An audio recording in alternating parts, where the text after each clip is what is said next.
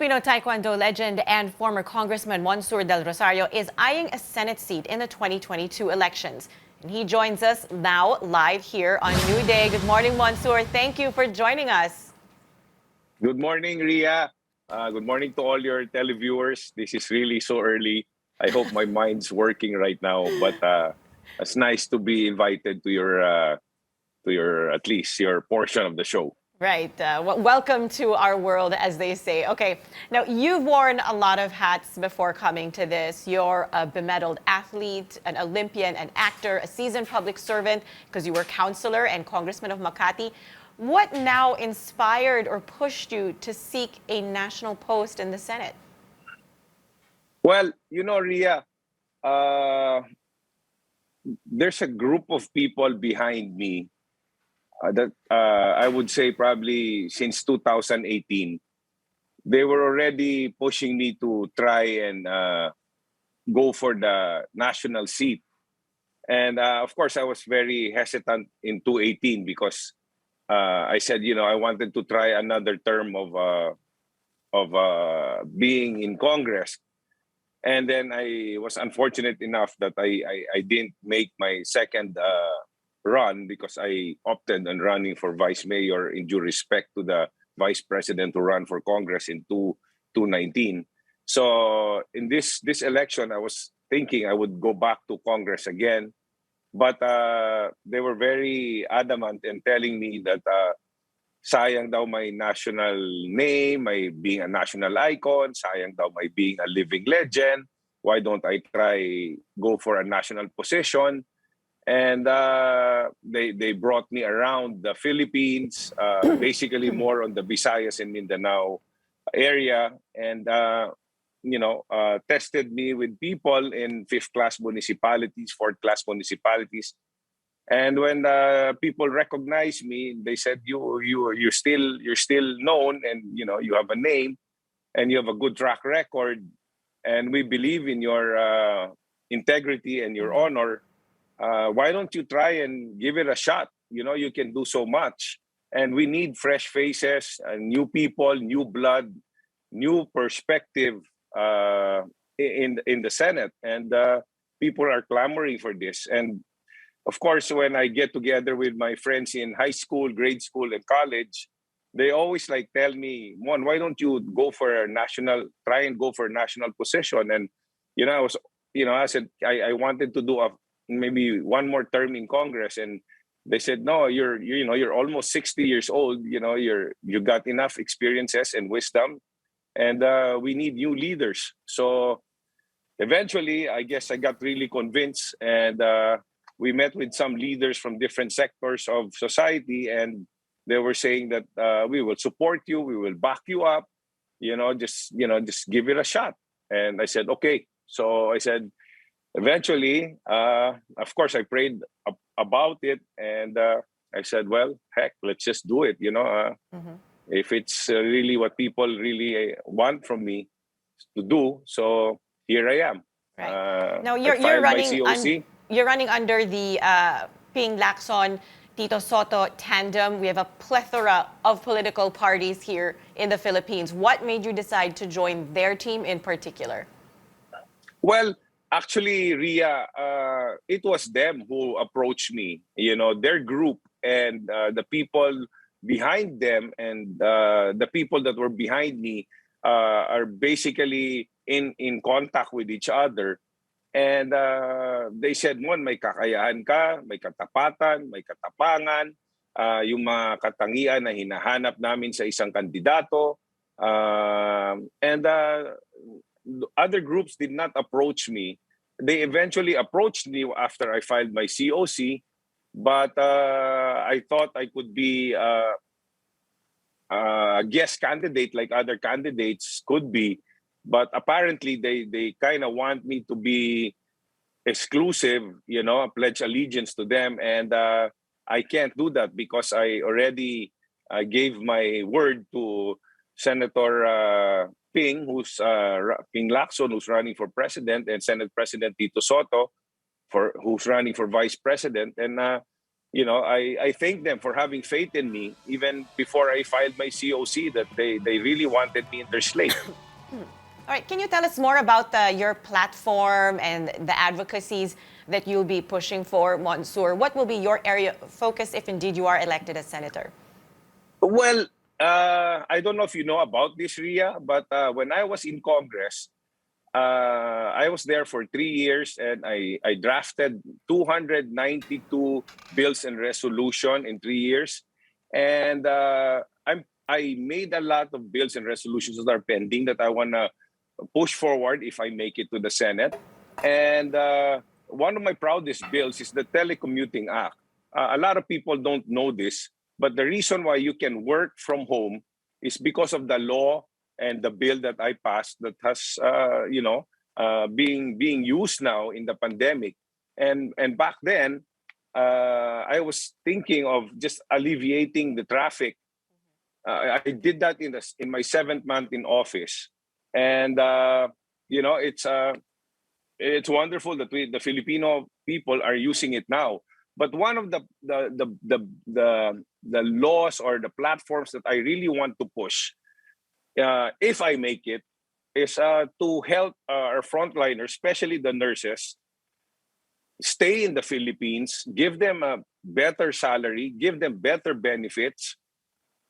We all realize how important they are during this pandemic, and let's face it, Filipinas, nurses are number one in the world. That's why countries like the United States, Germany, in Europe, in England, Australia, they're getting our nurses because they're really good.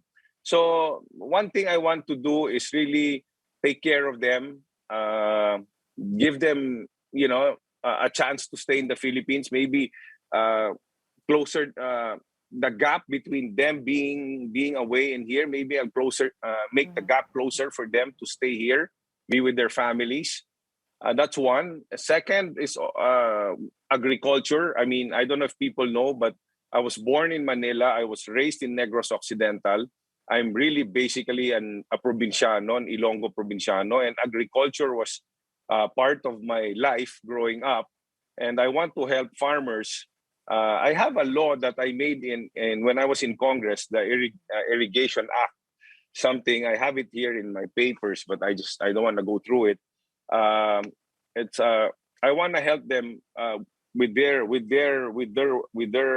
work, and let's face it, our country really is in bad shape right now. Yeah, And I think the if pandemic I has can do really anything to highlighted the contribute to fact solve the that nurses and farmers really do need help. But we've only got a little bit of time left, Mansour. I want to talk a little bit of politics. What is your take on Mayor Sara Duterte's latest political move? What does it mean, especially for you and your presidential and vice presidential candidates?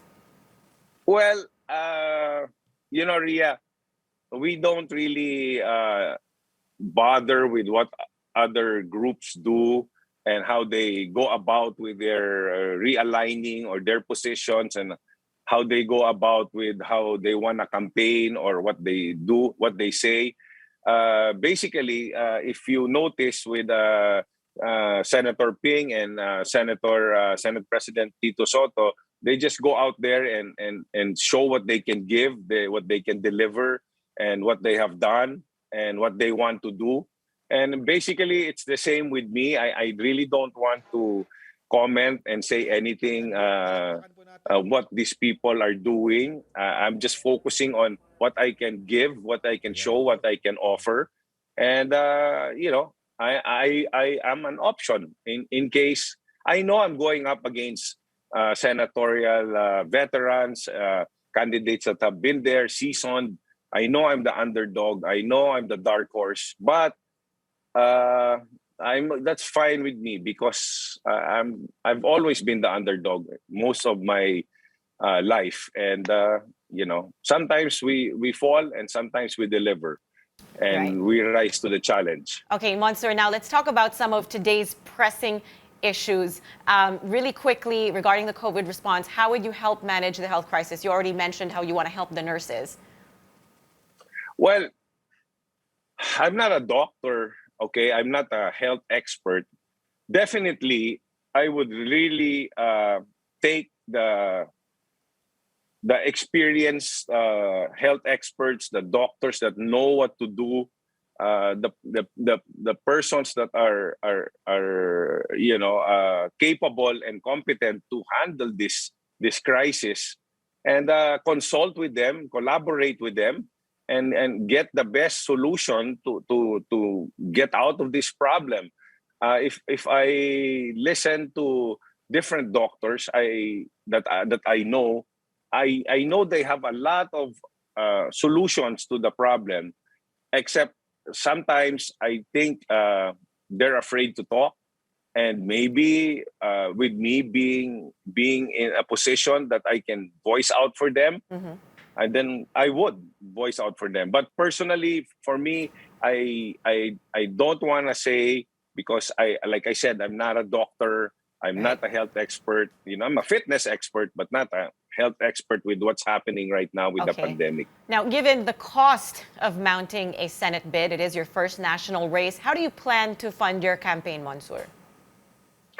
Well, there's some. I'm part of the Reforma Partido group.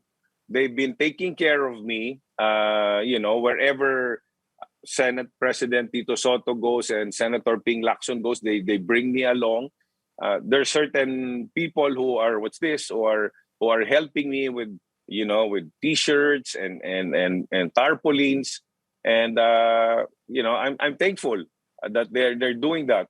So I really I'm just hoping and praying that there will be more people that will believe in me and support me during this challenge that I'm facing in this upcoming elections and this journey that I'm facing right now. Right. So win or lose, I'm ready to go to battle with the race. Yeah.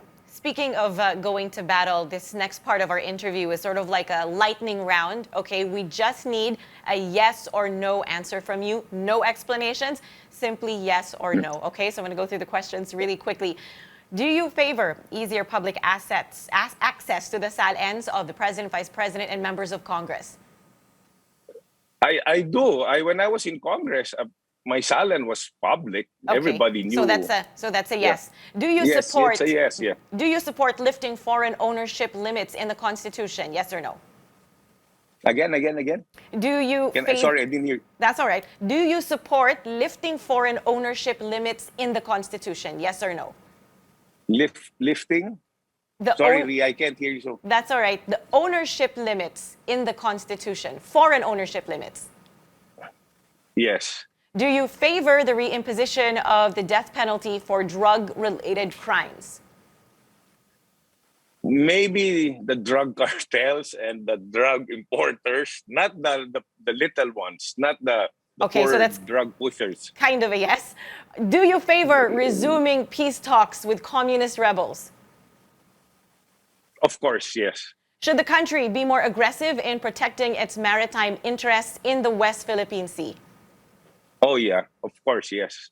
All right, Monsur, that is all we have time for. But thank you once again so much for joining us. That was senatorial aspirant Monsur Del Rosario.